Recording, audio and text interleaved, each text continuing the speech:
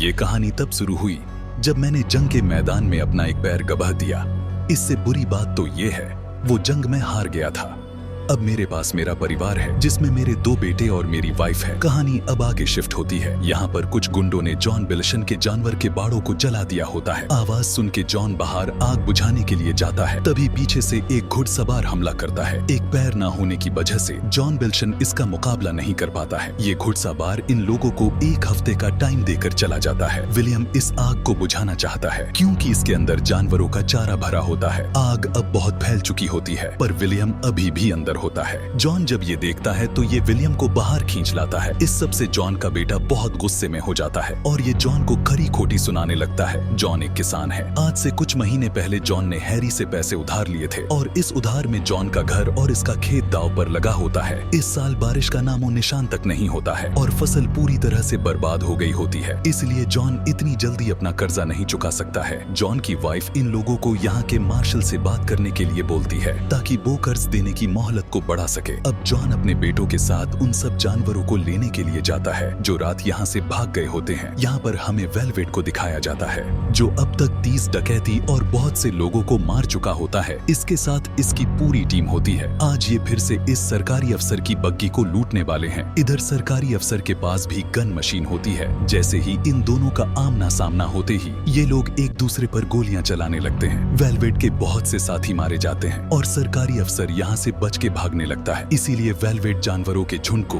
उसकी ओर भेज देता है और इनकी बग्गी पलट जाती है। सरकारी अफसर के सारे साथियों को ये लोग मार देते हैं और इनका सारा पैसा लूट लेते हैं। दूर से ये सारा नजारा बिल्शन और इसके बेटे देख रहे होते हैं। इन लोगों के जाने के बाद ये लोग बग्गी के पास जाके देखते हैं एक सरकारी अफसर अभी भी जिंदा होता है। इधर पुलिस स्टेशन पर अपने सरकारी अफसर का वेट हो रहा होता है क्योंकि उनके पास बहुत से पैसे थे। अब यहाँ का मार्शल अपने साथियों के साथ रास्ते देखने के लिए जाता है। तभी यहाँ पर इनको बिल्शन मिल जाता है जो सरकारी अफसर को जिंदा रखने की कोशिश कर रहा होता है। जब मार्शल बिल्शन से पूछता है क्या तुम उसको जानते हो जिसने ये सब किया है, बिल्शन इनको सब बता देता है। बिल्शन वेलवेट के जाने का रास्ता भी बता देता है जहाँ पर वेलवेट अपनी रात को रंगीन कर रहा होता है। यहाँ पर मार्शल वेलवेट को बड़ी चालाकी से पकड़ लेता है पर इसका एक साथी यहाँ से बच के भागने में कामयाब हो जाता है। वेलवेट को अब हाई कोर्ट में पेश किया जाना है जहां पर इसको फांसी की सजा सुनाई जाएगी। मार्शल को इस कैदी के साथ एक लंबा सफर तय करना होगा। इसलिए मार्शल कुछ लोगों को अपनी टीम में शामिल करना चाहता है और इसके बदले इन लोगों को $200 मिलेंगे। अब क्योंकि बिल्शन को पैसे की जरूरत होती है इसलिए बिल्शन साथ में चलने के लिए हाँ बोल देता है। वेलवेट जो कि एक बहुत बड़ा लुटेरा है, इसके टीम के सारे साथी आगे रास्ते में वेट कर रहे होते हैं ताकि वो लोग वेलवेट को आजाद करा सके। इसलिए बिल्शन वेलवेट को रास्ते में बग्गी से निकालकर किसी और को बग्गी में बिठा देता है और दूसरे रास्ते से इसको ले जाने लगते हैं। रात होने पर वेलवेट इनके एक साथी के ऊपर हमला कर देता है और उसको जान से मार देता है पर मार्शल इसको कुछ नहीं कहता है क्योंकि वो इसको कानून के सहारे फांसी लगवाना चाहता है। कुछ आगे जाके ये एक बार फिर से मार्शल की बंदूक छीन लेता है और इन सबको बंदूक फेंकने के लिए बोलता है पर इस बार भी इसकी किस्मत बुरी होती है। पीछे से बिल्शन का बेटा आ जाता है जो इससे अपनी बंदूक नीचे फेंकने के लिए बोलता है और एक बार फिर से इसको मार्शल के हवाले करना पड़ता है। वेलवेट बताता है तुम लोग अकोरा के रास्ते से जा रहे हो जो किसी को भी अपने गांव में एंटर नहीं होने देते हैं और होता भी ऐसा ही है। दूसरी रात को अकोरा के साथी इनके ऊपर हमला कर देते हैं। वेलवेट अपने आप को आजाद करने के लिए बोलता है पर बिल्शन ऐसा नहीं करता है। अंधेरे में बिल्शन का लकड़ी का बना पैर खो जाता है इसलिए ये ऊपर नहीं चढ़ सकता है। वेलवेट अब गुस्से में ऊपर जाके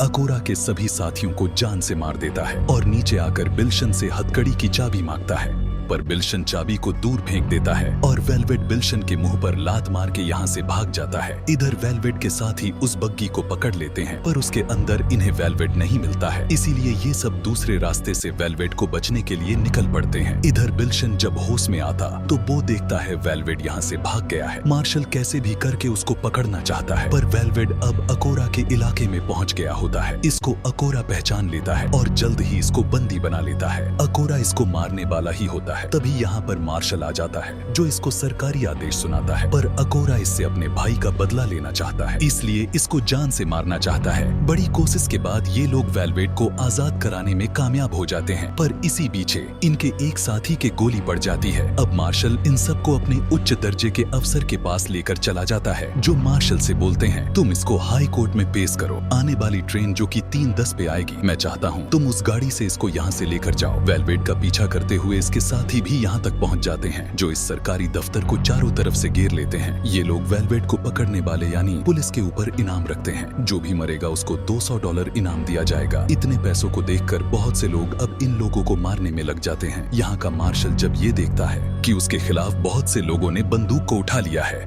इसीलिए ये वेलवेट को छोड़ने के लिए बोलता है, पर मैशल इसको कानून के अधिकार बताता है, पर ये कुछ भी मानने को तैयार नहीं होता है और बिल्शन से बोलता है इसको छोड़ो और तुम अपनी जान बचाओ, यहाँ से भाग जाओ। पर बिल्शन ऐसा नहीं करना चाहता है। जब ये अफसर वेलवेट के साथी के सामने अपने आप को सरेंडर करने के लिए जाते हैं, इनको लगता है ये इनको छोड़ देगा, पर ऐसा नहीं होता है। वो इन सबको मार देता है। वेलवेट बिल्शन से बोलता है, बाहर देखो मेरे साथी जानवर है, मैं तुम्हें $1000 दूंगा, तुम मुझे यहाँ से जाने दो। यहाँ पर बिल्शन का बेटा भी होता है। बिल्शन बोलता, अगर बाहर जाके लोग मेरे बेटे से बोलेंगे तेरा बाप एक धोखेबाज था जिसने पैसों के बदले अपने कर्तव्यों से दुश्मनी की, तो मेरा सर शर्म से झुक जाएगा। मैं तुम्हारे इस ऑफर को ठुकराता हूँ। वेलवेट बिल्शन की ऐसी बातें सुन के कहीं ना कहीं इसको पसंद करने लगता है। अब मार्शल ये समझ जाता है कि यहाँ से बच के निकलना मुश्किल है, इसीलिए ये बिल्शन को यहाँ से जाने के लिए बोलता है। $200 भी इसको देता है। बिल्शन मार्शल से बोलता है, अगर मैंने इसको ट्रेन में बिठा दिया तो क्या मुझे $1000 और मेरी जमीन मुझे वापस मिल सकती है? मार्शल इससे बोलता है, अगर तुमने ऐसा कर दिखाया तो मैं ये शर्त मानने के लिए तैयार हूँ। बिल्शन अपने बेटे को यहाँ से जाने के लिए बोलता है